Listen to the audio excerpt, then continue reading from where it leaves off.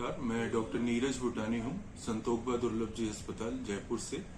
और जो 17 से 24 सितंबर का जो सप्ताह है, इसको हम विश्व संतुलन दिवस के रूप में मनाते हैं। तो इसी परिप्रेक्ष्य में मैं आपसे वर्टिगो के बारे में कुछ बातें बिंदुवार डिस्कस करना चाहता हूँ। तो वर्टिगो, जिसको मेडिकल टर्म है, इसको हम हिंदी में चक्कर कहते हैं और अंग्रेजी में हम इसको गिडीनेस या डिजीनेस के नाम से जानते हैं। तो ये वर्टिगो, चक्कर या गिडीनेस होता क्या है? तो इसका अर्थ ये होता है कि हमारे आसपास कोई मूवमेंट हो नहीं रहा है, कोई गति हो नहीं रही है, पर हमें गति का एहसास हो रहा है। और ये गति का एहसास हमें वर्तुल रूप से होता है, जैसे आसपास चारों तरफ कुछ घूम रहा है वातावरण, या जैसे हम नाव में पांव रखते हैं तो नाव ऊपर नीचे होती है, ऐसे ही धरती जो है ऊपर नीचे हो रही है, या हमें हमारा सर के अंदर चक्कर जैसा महसूस होता है।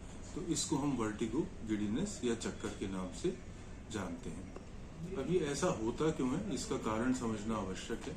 तो हमारे शरीर में एक अंग होता है जो कान के पीछे और ब्रेन के बिल्कुल पास स्थित होता है, सुनने के अंग के पास, उसको हम कहते हैं वेस्टिबुलर ऑर्गन।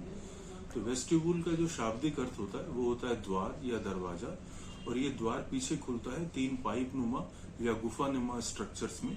इन स्ट्रक्चर्स को हम कैनाल्स कहते हैं, और इनके अंदर एक लिक्विड होता है और काफी कुछ तंतु भी होते हैं। तो ये स्ट्रक्चर जो है प्रकृति ने हमें क्यों दिया है? तो इसका जो नैसर्गिक काम है वो तो ये है कि जब भी हम गति करते हैं, मूवमेंट करते हैं, चाहे हम अपनी गर्दन दाएं बाएं हिलाएं, चाहे हम दौड़ें, चाहे हम कोई खेल खेलें या भागें, तो ये वेस्टिबुलर ऑर्गन जो है ब्रेन को सिग्नल्स देता है, और ब्रेन जो है उसी हिसाब से हमारा संतुलन साधता है।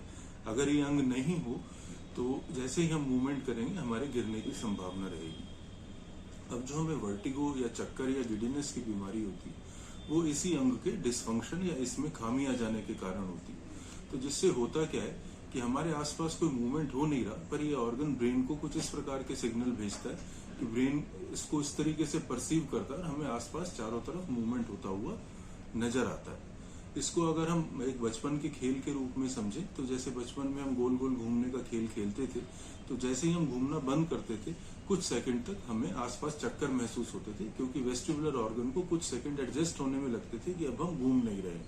पर अगर ये खामी थोड़ी लंबी चली जाए तो आपको लगातार चक्कर आ सकते हैं। और इसके पीछे जो कारण होते हैं मुख्य रूप से, वो होते हैं वेस्टिबुलर ऑर्गन में कोई वायरल इन्फेक्शन होना, या उसका जो लिक्विड है उसकी मात्रा कम या ज्यादा हो जाना, या उसके किसी तंतु का अपनी जगह से अलग हो जाना, या उसमें किसी प्रकार की दवाई की वजह से या उम्र के हिसाब से उसमें कोई कमजोरी आ जाना।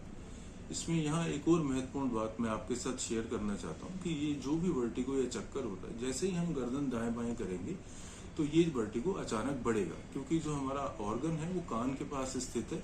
जैसे हम मूवमेंट करते हैं उसमें द्रव्य हिलता है। तो लोग ये समझते हैं कि चूंकि गर्दन हिलाने पर चक्कर बढ़ रहे हैं तो इसका अर्थ है कि ये सर्वाइकल के चक्कर है। तो ये एक भ्रांति है। हर प्रकार के चक्कर, पर्टिकुलरली वेस्टिबुलर ऑर्गन के चक्कर, हमेशा गर्दन घुमाने पर आपको ज्यादा महसूस होंगे। सर्वाइकल के जो चक्कर होते हैं वो ज्यादातर बहुत तेज नहीं होते, और सर्वाइकल के मरीज को दर्द और खिंचाव ज्यादा होता है, चक्कर केवल मामूली होते हैं। अब लोग ये जानना चाहते हैं कि इन चक्कर का जो कारण होता है, क्या ये बहुत सीरियस बीमारी है?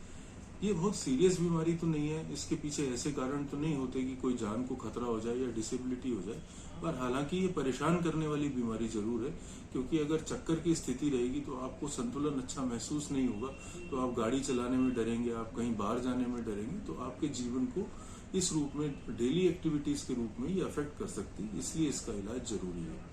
और यहाँ एक बात मैं और जोड़ दूं आखिर में कि कई बार स्ट्रोक की वजह से चक्कर आते हैं, और स्ट्रोक एक गंभीर बीमारी है जिसमें दिमाग में खून का थक्का जमने से सर्कुलेशन रुकता है।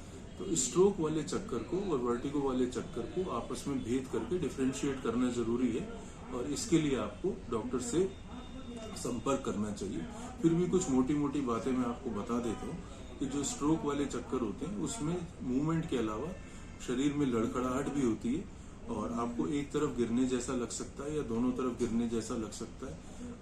निगलने में या बोलने में तकलीफ आ सकती है, आंखों से दो दिखाई दे सकता है, या शरीर के किसी अंग में सूनापन भी आ सकता है। तो अगर चक्कर के साथ में ऐसे लक्षण आ रहे हैं तो आप ये समझ जाएं कि ये स्ट्रोक वाले चक्कर हो सकते हैं, और इमरजेंसी में डॉक्टर को दिखाएं। और अदरवाइज भी हर प्रकार के चक्कर को एक बार डॉक्टर से संपर्क करना आवश्यक है विस्तार में डायग्नोसिस और ट्रीटमेंट के लिए। धन्यवाद।